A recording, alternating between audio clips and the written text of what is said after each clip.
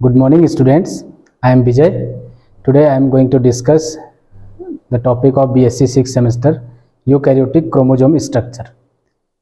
अब देखिए क्रोमोजोम जो फर्स्ट डिस्कवर किया था वो किया था स्ट्रॉसबर्गर ने इन 1875 और जो टर्म यूज किया क्रोमोजोम वो किया वाल्डेयर ने इन 1888।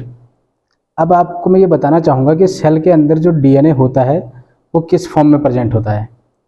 अगर एक यूकैरियोटिक सेल आप लें, ह्यूमन सेल ले लीजिए सपोज, तो उसके अंदर जो डीएनए है वो किस फॉर्म में प्रेजेंट होगा?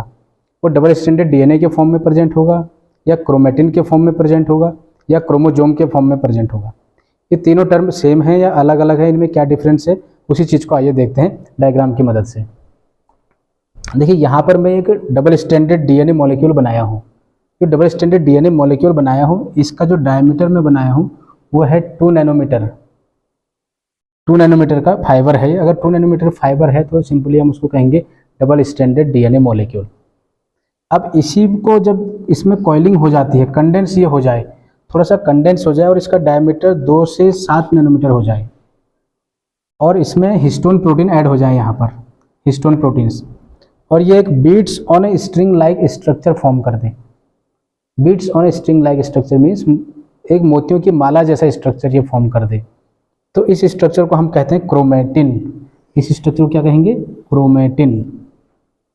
और ये था डबल स्टैंडर्ड डीएनए मॉलिक्यूल। अब जब ये मोर कंडेंस हो जाए ड्यूरिंग द मेटाफेज स्टेज, अब सेल डिवीजन जब होता है तो सेल डिवीजन अलग अलग स्टेज होती हैं उसमें, जैसे prophase, metaphase, anaphase and telophase. तो मेटाफेज स्टेज के दौरान आप देखेंगे जो क्रोमोजोम का डायमीटर हो जाता है वो हो जाता है 700 नैनोमीटर। तो 700 नैनोमीटर का जब इसका डायमीटर हो जाए और इसमें 2 आर्म बन जाए, एक लॉन्ग आर्म और एक शॉर्ट आर्म, और बीच में ये सेंट्रोमियर फॉर्म हो जाए, तो इस तरह का जब स्ट्रक्चर ये अटेन कर लेता है डीएनए, तो इसको हम कहते हैं क्रोमोजोम। ये क्रोमोजोम आपको सिर्फ मेटाफेजिक स्टेज के दौरान ही ऑब्जर्व होगा, and you can easily observe this chromosome under light microscope. अब मैं आपको बताऊंगा कि डिपेंडिंग अपॉन द शेप, जो शेप ये अटेंड करते हैं उसके बेसिस पे भी क्रोमोजोम को हम 3 टाइप्स के डिस्क्राइब कर सकते हैं। जैसे एक्रोसेंट्रिक क्रोमोजोम। एक्रोसेंट्रिक क्रोमोजोम में क्या होता है, इसमें एक वेरी लॉन्ग आर्म होता है और एक वेरी शॉर्ट आर्म होता है।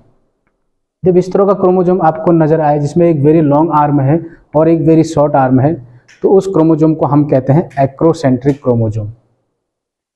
और जब इसमें 2 अनइक्वल आर्म हो, एक लॉन्ग आर्म हो एक शॉर्ट आर्म हो, बट ये एक एल शेप स्ट्रक्चर अटेन कर ले, तो इस तरह के क्रोमोजोम को जो एल शेप स्ट्रक्चर अटेन करते हैं उस क्रोमोजोम को हम कहते हैं सब मेटासेंट्रिक क्रोमोजोम।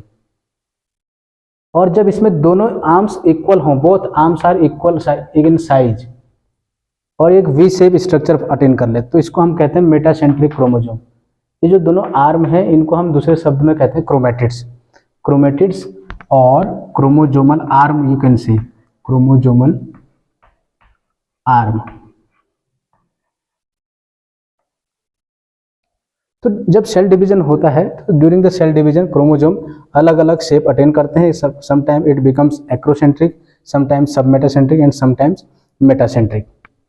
अब जो क्रोमोजोम होता है वो किन किन चीज़ों से मिलकर बना होता है, तो मैं आपको बताना चाहूँगा कि जो 40% इसमें डीएनए होता है एंड 60% इसमें प्रोटीन होता है।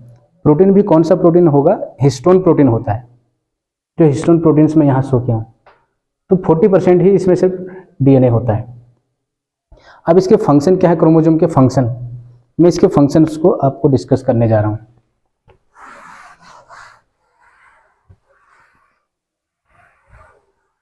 मेनली जो क्रोमोजोम है, यानी कि मैं बात कहूँ, चाहे मैं क्रोमोजोम कहूँ, क्रोमेटिन कहूँ, डीएनए कहूँ, बात एक ही है, बट इनके सिर्फ कंडेंसेशन में अंतर है, इनके डायमीटर में अंतर है। एक है 2 नैनोमीटर का फाइबर, एक है 2 से 7 नैनोमीटर का फाइबर और विथ हिस्टोन प्रोटीन, और एक है 700 nanometre. Coiled and condense form है क्रोमोजोम। तो सपोज एक सेल है, ह्यूमन सेल। अगर मैं ह्यूमन सेल की बात करूँ तो ह्यूमन सेल में हमारे पास chromosome number 1 2 3 23 pair of chromosomes होते हैं। 23 पेयर ऑफ क्रोमोजोम्स, यानी कि टोटल 46 क्रोमोजोम इसमें होते हैं। तो आप क्या कह सकते हो, 46 क्रोमोजोम कह सकते हो, या 46 क्रोमेटिन कह सकते हो, या 46 डीएनए मॉलिक्यूल भी आप कह सकते हैं। अगर आपसे कोई पूछे कि एक ह्यूमन यूकैरियोटिक सेल जो है उसके अंदर कितने क्रोमोजोम होते हैं या कितने डीएनए मॉलिक्यूल होते हैं, सो यू कैन से 46 डीएनए मॉलिक्यूल। अब डीएनए का मेन फंक्शन क्या होता है, अब मैं आपको बताना चाहूँगा डीएनए का मेन फंक्शन। डीएनए को अगर आप देखेंगे, मैं यहाँ पे डीएनए जब एक्सप्रेस हो जाए, सपोज क्रोमोजोम है, क्रोमोजोम या डीएनए क्रोमेटिन जो भी आप बात करें, बात एक ही है, मैंने आपको डिफरेंस समझा दिया। मैं बात कर रहा हूँ जब ये एक्सप्रेस हो जाए, जब ये एक्सप्रेस होता है कोई क्रोमोजोम, तो वो डबल स्टैंडर्ड डीएनए के फॉर्म में एक्सप्रेस होता है। मेटाफेजिक क्रोमोजोम ये है आपका, बट जब ये एक्सप्रेस होगा यानी कि खुलेगा, एक्टिव होगा, तो ये डबल स्टैंडर्ड डीएनए मॉलिक्यूल के फॉर्म में एक्सप्रेस होगा। अब इसका जो पार्ट है, part of DNA is called gene, इसको कहेंगे जीन। सपोज ये जीन ए है, the functional segment of DNA is called gene. अब जीन का फंक्शन क्या होता है, फंक्शनल सेगमेंट मैं कह रहा हूँ, यानी कि इसका फंक्शन क्या है, तो इसका फंक्शन है, फर्स्ट इसमें से आपका बनेगा आरएनए, वो भी प्री एमआरएनए, इसको कहेंगे हम प्री एमआरएनए, प्री एमआरएनए। और यहाँ पे जो प्रोसेस होगी उस प्रोसेस का नाम है ट्रांसक्रिप्शन, ट्रांसक्रिप्शन।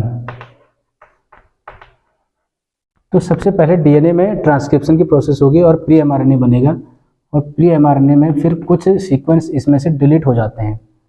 कौन से सीक्वेंस डिलीट होते हैं, सपोज इतना रीजन,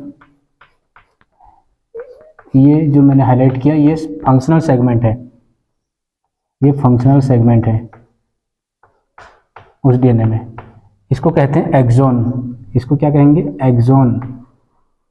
और बाकी जो पार्ट बचा उसको कहेंगे इंट्रॉन, उसको कहेंगे इंट्रॉन। तो जब प्री एमआरएनए बना उसमें एक्सोन भी बन गया, ये एक्सोन बन गया और इंट्रॉन भी बन गया, एक्सोन बन गया, इंट्रॉन बन गया।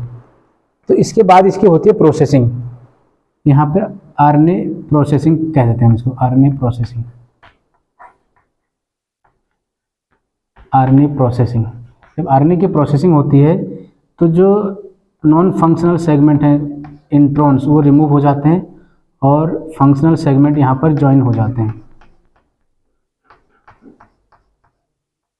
अब इसको हम कहेंगे एमआरएनए, मैसेंजर आरएनए, इसको कह सकते हैं मैसेंजर आरएनए। लेकिन इससे पहले इसमें इंट्रॉन्स भी थे, introns, exon, introns, exon, introns. Introns जो होते हैं नॉन फंक्शनल होते हैं, इसका कोई रोल नहीं है प्रोटीन कोडिंग में। प्रोटीन कोडिंग में रोल है एक्सोन्स का। तो एक्सोन्स को ज्वाइन करना, इंट्रॉन्स को रिमूव करना, इस प्रोसेस को कहते हैं आरएनए प्रोसेसिंग। तो मैंने आपको फंक्शन अभी तक यहाँ तक जो मैंने आपको बताया कि जीन है, जीन में आपका कुछ पार्ट फंक्शनल